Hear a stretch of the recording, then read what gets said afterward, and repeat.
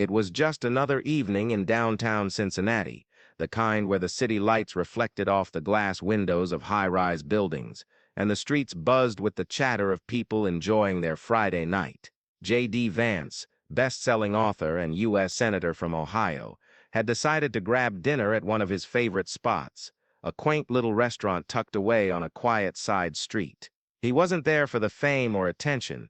He simply wanted a good meal after a long week of work. But things didn't go as planned. As J.D. approached the entrance, dressed casually in jeans and a sweater, something unusual happened. The hostess looked up, saw him, and hesitated. For a moment, there was silence. Then, she spoke softly but firmly. "I'm sorry, sir," she said, her voice steady despite the nervous twitch in her fingers. "We're fully booked tonight." J.D. raised an eyebrow. "Fully booked?" He glanced around. The place wasn't even half full. There were empty tables scattered throughout the dining area, waiting patiently for customers who would never come. It didn't make sense. "Is everything okay?" J.D. asked politely, trying not to let the situation bother him too much. After all, mistakes happen. Maybe she'd miscounted reservations or misunderstood his request. The hostess shook her head, avoiding eye contact this time. "No exceptions, sir. Our policy is strict." Something about her tone made J.D. pause. This wasn't a mistake. She wasn't confused. This felt personal. Before he could respond, the manager appeared, stepping between them like a shield. His smile was tight, almost forced. "Good evening, Mr. Vance," he began, extending a hand that never quite reached J.D. "Unfortunately, we won't be able to accommodate you tonight." J.D. frowned. "Accommodate me," he repeated slowly, letting the words sink in. "You mean you're refusing service?" The manager nodded once, quickly. "That's correct." For a second, J.D. stood frozen, processing what had just happened. Refused service? In America, a country built on principles of equality and fairness? It seemed impossible. But here he was, standing outside a restaurant that wouldn't serve him, not because of capacity issues, not because of allergies, but because of, well, something else entirely. And then, J.D. did something no one expected. He smiled. It wasn't a happy smile, nor was it a smug one. It was more like a calculated smirk, the kind that says, "Oh, you've made a big mistake." Without another word, J.D. pulled out his phone and dialed a number. Within minutes, the scene outside the restaurant transformed into chaos. A news crew arrived first, cameras rolling as reporters shouted questions at both J.D. and the bewildered staff. Then came local law enforcement, followed by curious onlookers who gathered to see what the fuss was about. By the time J.D. finished explaining the situation to the media, the entire city knew about the incident. "What they did tonight isn't just wrong, it's illegal," J.D. told the reporters, his voice calm yet firm. "Under federal law, businesses can't discriminate against customers based on race, gender, religion, or political affiliation. And if this place thinks they can get away with treating people unfairly, they've got another thing coming." The crowd murmured in agreement, some cheering while others snapped photos to share online. Social media erupted almost instantly, hashtags trending nationwide as people weighed in on the controversy. Some defended J.D., calling him a champion for justice. Others criticized the restaurant, labeling its actions as cowardly and outdated. But amidst the noise, J.D. remained composed. He knew exactly what needed to be done next. The next morning, J.D. walked into the Senate chamber with a sense of purpose. He wasn't there to gloat or seek revenge. He was there to fight for something bigger than himself. As he took his seat, he glanced around the room, noticing the familiar faces of colleagues who often disagreed with him. Today, though, they shared a common goal: addressing the issue head-on. By lunchtime, J.D. had drafted a proposal aimed at strengthening anti-discrimination laws across the country. It wasn't just about restaurants. It was about ensuring every American felt safe and respected wherever they went. The bill included measures to hold businesses accountable for unfair practices, offering legal recourse to victims while educating owners and employees on the importance of inclusivity. Word spread quickly through Capitol Hill. Allies from both sides of the aisle approached J.D., offering their support. Even those who typically opposed his views nodded in agreement. "This is important. One Democrat admitted during a hallway conversation. We can argue politics all day, but this is basic human decency. Meanwhile, back in Cincinnati, the restaurant faced mounting pressure. Customers boycotted the establishment, leaving scathing reviews online and refusing to spend another dime there. Local business leaders condemned the owner's decision, urging them to apologize publicly and take steps to rectify the situation. But instead of backing down, the owner doubled down, issuing a statement that only fueled the fire. "We stand by our actions," it read, citing vague concerns about security and privacy. The explanation fell flat, sparking even more outrage among the public. Some speculated that the refusal stemmed from JD's political beliefs, pointing to previous statements made by the owner criticizing conservative policies. Others wondered if deeper biases were at play. As the days turned into weeks, the story dominated headlines, becoming a national talking point. Talk show hosts debated the merits of JD's response, while social media users created memes and viral posts highlighting the absurdity of the situation. One tweet summed it up perfectly: refusing service to someone because they're famous, that's like kicking Michael Jordan out of a basketball game. But JD stayed focused. He knew the real victory wouldn't come from winning arguments on TV or racking up likes on social media. No, the true win would be changing minds, influencing policy, and making sure no one else ever experienced the same treatment. And then, something unexpected happened. A young woman stepped forward, claiming she'd been refused service at the same restaurant months earlier. Her name was Emily Carter, and she wasn't a politician or celebrity, just an ordinary person trying to enjoy a night out with friends. According to her account, the staff turned her away without explanation, citing similar excuses as they did with JD. Emily's story resonated deeply with many, adding a new layer to the narrative. Suddenly, the issue wasn't just about JD Vance. It was about everyday people being treated unfairly simply because of who they were or where they came from. Encouraged by her bravery, others began coming forward, sharing their own experiences of discrimination. A single mother denied entry to a coffee shop, a veteran kicked out of a bar, a student ignored at a clothing store. Each story painted a picture of systemic inequality, one that demanded immediate attention. JD listened to these testimonies carefully, weaving their voices into his advocacy efforts. He organized town halls, invited affected individuals to speak before Congress, and worked tirelessly to push his proposal through legislative channels. Along the way, he encountered resistance. Not everyone believed change was necessary, but he remained steadfast, driven by the belief that progress was possible. Finally, after months of negotiation and debate, the bill passed. It wasn't perfect, but it marked a significant step forward in protecting consumer rights and promoting equality. JD celebrated quietly, knowing the work wasn't done. Change takes time, and true justice requires ongoing effort. Still, he allowed himself a moment of pride, reflecting on how far they'd come. Back in Cincinnati, the restaurant closed its doors permanently, unable to recover from the backlash. Some saw it as poetic justice, others viewed it as a cautionary tale. Regardless, the incident sparked conversations nationwide, forcing people to confront uncomfortable truths about bias and privilege. As JD sat down for dinner at a different restaurant, one that welcomed him with open arms, he thought about the journey he'd taken. From a simple evening out to a nationwide movement, the experience taught him valuable lessons about resilience, empathy, and the power of standing up for what's right. And as he raised his glass to toast the future, he couldn't help but smile. The world might not be perfect yet, but together they could make it better, one small victory at a time. The evening air was crisp as JD left the restaurant, his mind still buzzing from the events of the day. He climbed into his car, glancing at the rearview mirror to ensure no reporters had followed him. For once he wanted solitude, time to reflect on everything that had unfolded.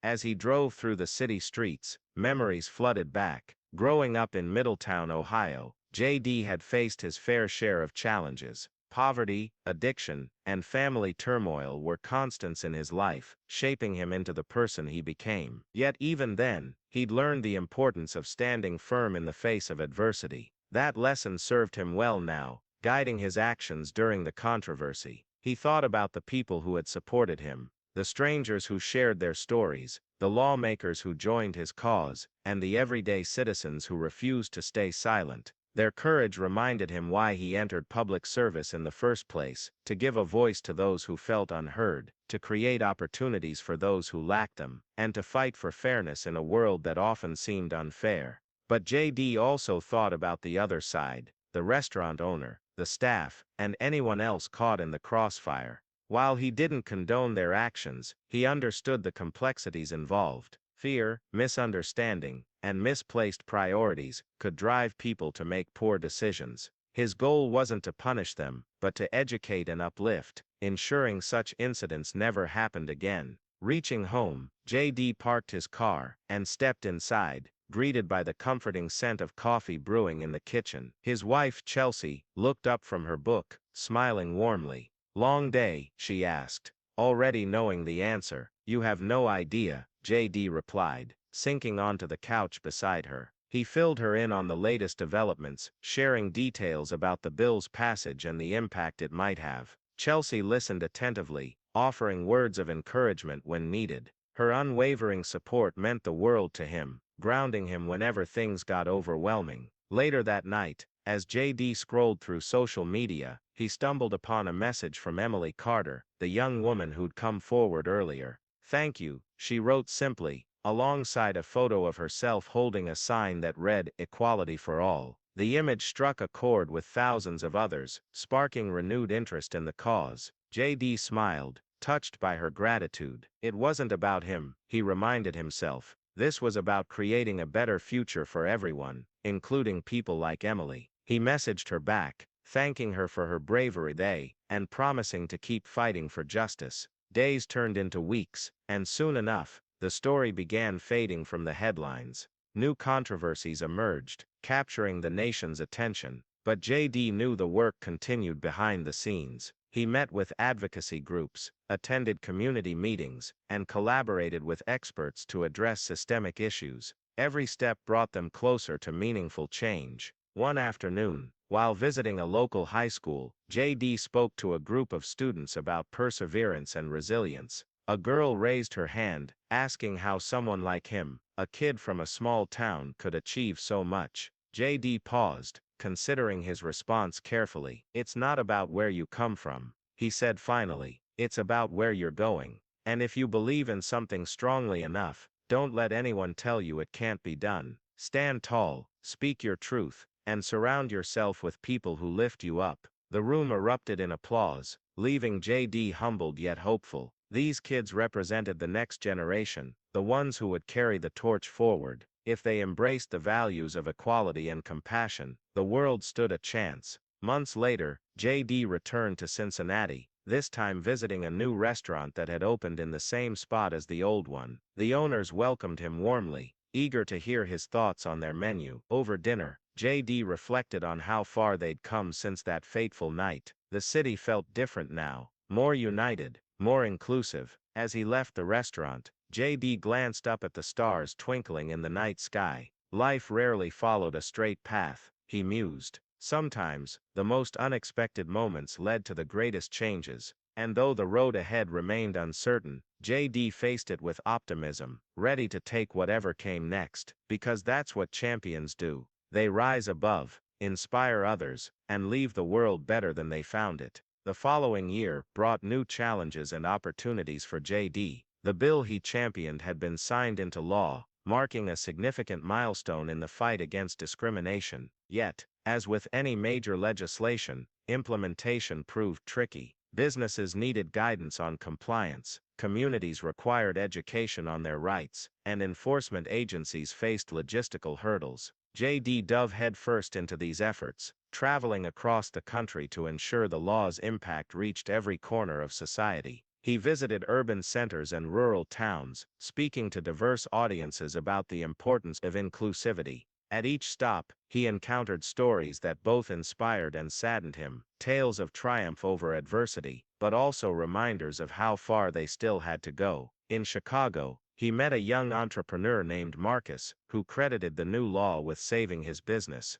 After being denied access to a commercial space due to racial bias, Marcus filed a complaint under the legislation. Not only did he secure the lease, but he also received compensation for damages. This law gave me hope, Marcus told JD during a private meeting. It showed me that my voice matters. In contrast, JD heard heartbreaking accounts from individuals who continued to face discrimination despite the legal protections. A transgender woman in Texas described being turned away from multiple restaurants, her complaints falling on deaf ears. An immigrant family in California recounted being harassed at a grocery store, their attempts to report the incident dismissed by local authorities. These stories reinforced JD's commitment to pushing for further reforms. To address such gaps, JD proposed an amendment to the original bill, expanding its scope to include stricter penalties for repeat offenders and increased funding for enforcement agencies. The proposal sparked heated debates in Congress, with opponents arguing it went too far. But JD remained undeterred, rallying allies and presenting compelling evidence to support his case. During one particularly intense hearing, a senator from the opposing party challenged JD directly. Why should we prioritize this issue when there are so many other problems facing our nation? She asked, her tone skeptical. JD leaned forward, his expression calm yet resolute. Because justice isn't a luxury, it's a necessity, he replied. If we can't guarantee basic fairness for all citizens, then what kind of society are we building? This isn't just about laws, it's about values, and if we don't stand up for those values now, who will? His words resonated deeply, swaying several undecided lawmakers to join his side. In the end, the amendment passed by a narrow margin, signaling another victory in the ongoing battle for equality. Back home, JD found solace in spending time with family and friends. Chelsea often reminded him to take breaks, encouraging him to reconnect with the simpler joys of life. Together, they explored nearby parks, attended community events, and enjoyed quiet evenings at home. These moments of peace helped recharge JD, preparing him for the challenges ahead. One evening, as they sat on their porch watching the sunset, Chelsea posed a question that made JD pause. Do you ever think about what comes next? She asked, her voice soft. JD considered the query carefully. I guess I haven't thought much beyond the immediate goals, he admitted, but if I'm honest, I'd like to focus more on mentoring younger leaders. There's so much talent out there waiting to be nurtured. Chelsea smiled, nodding approvingly. That sounds perfect, she said. You've always been great at inspiring others. Inspired by her suggestion, JD began reaching out to organizations dedicated to leadership development. He partnered with universities, nonprofits, and grassroots initiatives to create programs aimed at empowering future generations. Through workshops, mentorship sessions, and public speaking engagements, he shared his experiences and insights, helping aspiring leaders navigate the complexities of modern politics. Among his mentees was a bright young woman named Sophia, whose passion for social justice impressed JD immensely. She approached him after one of his speeches, eager to learn more about advocacy work. Over coffee, JD listened intently as she outlined her plans to tackle educational inequality in her hometown. Impressed by her determination, JD offered to connect her with influential figures in the field, opening doors that might otherwise have remained closed. Under JD's guidance, Sophia flourished, eventually launching a successful campaign to reform her district's school system. Her success story became a testament to the power of mentorship, inspiring countless others to follow in her footsteps. As the years passed, JD's influence extended far beyond the halls of Congress. He became a symbol of resilience and integrity, a reminder that even the most daunting challenges could be overcome with perseverance and courage. Though critics occasionally questioned his methods or motives, the overwhelming majority respected his dedication to creating a fairer, more equitable society. Looking back on his journey, JD realized how much he'd grown since that fateful night at the restaurant. What started as a personal affront had evolved into a movement, touching lives in ways he never imagined. And while the road ahead remained long and winding, he faced it with unwavering optimism, knowing that together, they could achieve greatness. For J.D. Vance, the fight for justice wasn't just a career, it was a calling. And as long as there were voices crying out for change, he would continue standing alongside them, fighting for a world where everyone felt valued and respected. Thank you for watching, and we'll see you in the next video.